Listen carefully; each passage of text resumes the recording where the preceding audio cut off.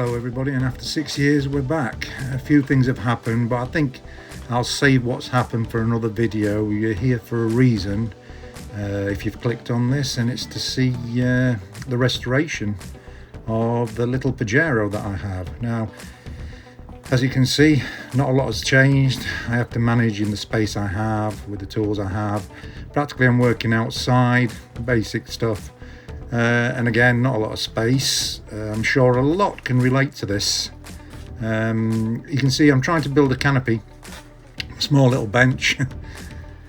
My gear, you can see here, everything's kind of piled up. I'm hoping as we go along, I'll be able to start sorting all this out. Like I said, I'll explain where I've been in the last 6 years further on, but for now, we're back where we were 6 years ago, starting. Practically we started during the pandemic because we couldn't go anywhere. And I'm hoping that with the restoration of this, because the restoration of the trucks are going to be everything from bodywork to mechanics and everything else. You can see here I'm trying to cover over, so you'll see that as I go along I'll be sheeting over, doing what I can before winter comes. And we'll just have to manage with the space we have. Yeah, I've collected a bit of things through time, as you can see as well, and yeah, especially we'll be running on veg oil. So you can see here I've got some veg oil ready for when the trucks start going out. They've not been actually out, both of them really, for the last 3 or 4 years. I've had them parked up, so let's hope to do this covering so when the rain starts and the weather starts turning, we can keep on with the videos and you can actually see what we're doing. The scope of all this is to motivate other people like myself that are on a real budget and can't afford the big places. And you know, it's nice to have a garage, nobody's saying it's not and everything, but some of us just don't have that. So can we manage? Can we still restore and have fun with the vehicles that we can practically afford? Logically, the better ones are more expensive. Me personally, I can't afford the better ones, so I have to make do with the old ones I've got and just have to fix them up. That's it. So I'm sure next year, or the end of the, well, I'm not going to say the end of this year, but I'm hoping for next year we'll be going out and we'll be doing some lanes, as we say in the UK, green laning. So we'll be going out. I don't think we'll be going to any quarries really, unless we really do have a meet or anything else with anybody with Monteros, Pajeros or Japanese trucks in future. We'll see anyway, but for the moment let's just concentrate on this. As you can see, it's very, very far gone at the back, so it is challenging. I've done some repairs in the past, but never to a point like this one where it's quite extreme. So I'm hoping as well to motivate others through my mistakes, maybe trial and error. But like I said, I've done a slight bit of welding in the past. We'll see how it goes. So again, we're back there.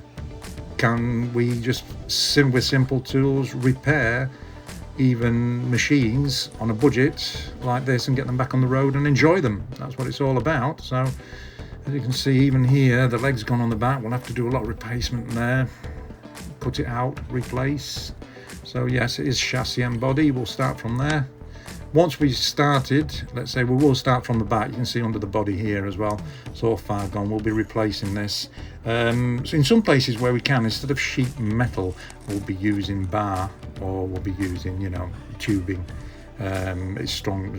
I reckon it's stronger, 2 or 3 mil tubing, and then we'll adapt it with the sheeting next to it, make it nice and strong all the way. So practically it's a journey that I want to do and want to share with others as well. So if you do end up with repairs like this, maybe it might motivate you as well, you know, to get a welder and start somewhere. Like I said, I've never done anything this big. What have I really got to lose at the end of the day? That's the way I see it. If the rust has started, you can aim at start or attempt repairing it. Why not? In this case, it's an ideal situation where you can do that, you know, and learn as well a lot in the process. So let's hope everything here can be cut out, welded, and go through it.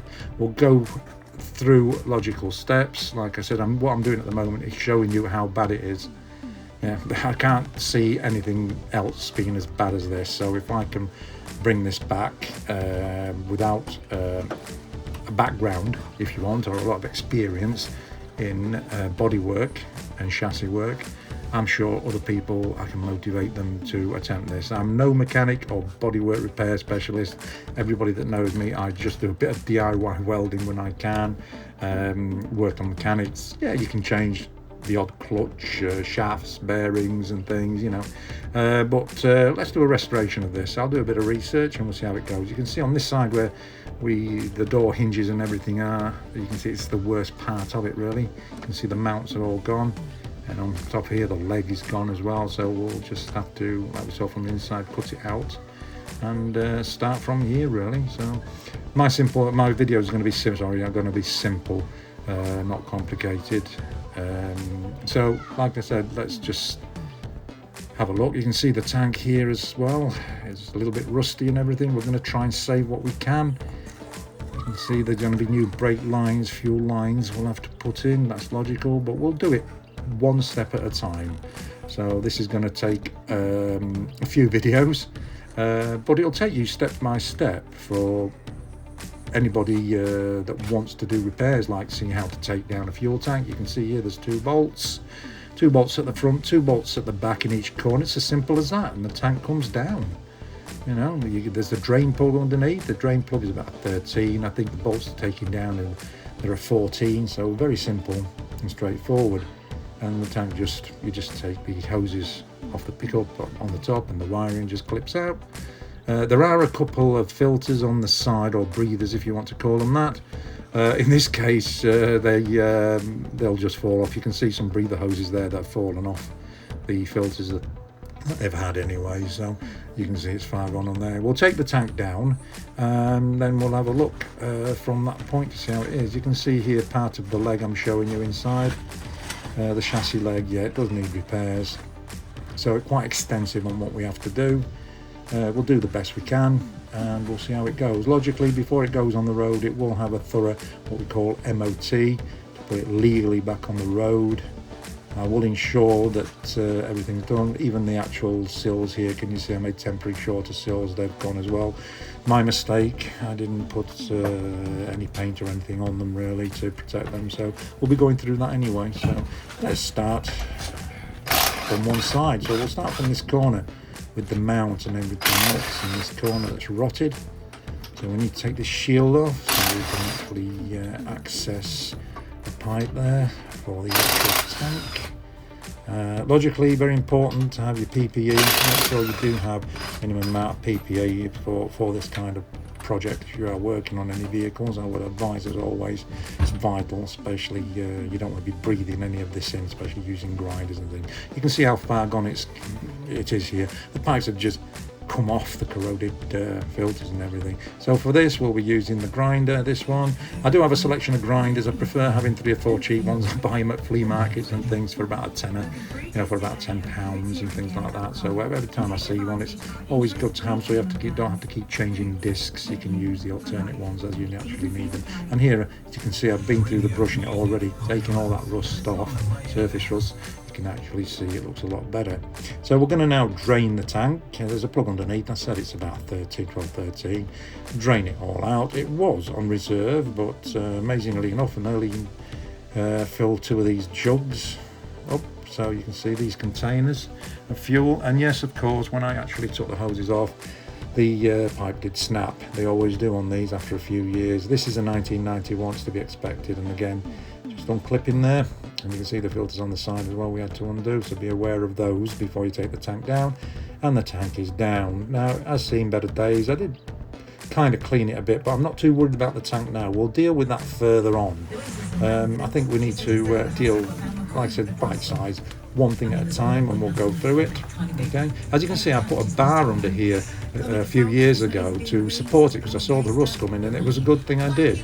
Well, this bar is still there as I put it on. You can see I bolted it, just tacked it onto the actual chassis, and I actually bolted it to the body because I could see the actual mounts rusting and corroding away. And I put another one as well into the middle there, as you can see, just above. You can just see it halfway through, just above the axle, practically under the body. So what we have to do now is cut a little extra out, believe it or not, even the good metal, to access this bad bit underneath. Now, this was where the mount actually held everything up. As you can see, the mount just came out, everything just folded up, it just came, just corrode, you know, just flaked off practically. And I've cut inside the doorway as well, as you can see there, so now we can actually access, but we're saving these parts.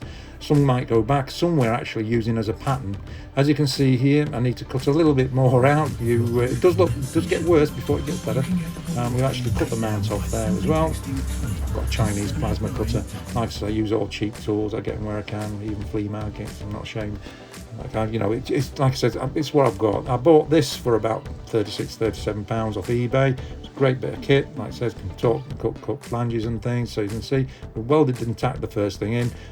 I haven't used my welder for 3 or 4 years, so I think I had to mix the gas up a bit and reset it all. As you can see, we're using the old parts, as you can see there, that we've cut out for patterns and making the new parts, and then we can actually make them a bit larger and then trial fit them if you want. I'm going to make all the parts first slightly bigger and then just cut them down to size as we go along. Yes, I'm using this time proper weld-through primer and edge primer so it doesn't rust like it did in the past. Logically, we're using, it's very handy, these very cheap tools, let's say, logically, to work them where you can. So if you enjoy this kind of content and want to follow me on this journey, and I hope it helps some people out there with their own projects and things, please like and please subscribe. It does help, and I'll try and keep all these videos coming as much as I can, and you'll see the progress. Hopefully, I am planning week by, we'll see, I'll get as many out as I can, and we'll see, and we'll go through the whole truck. We'll actually body, chassis, and even mechanically restoring everything if we can. Okay, until next time, thanks a lot for watching. See you on the next one.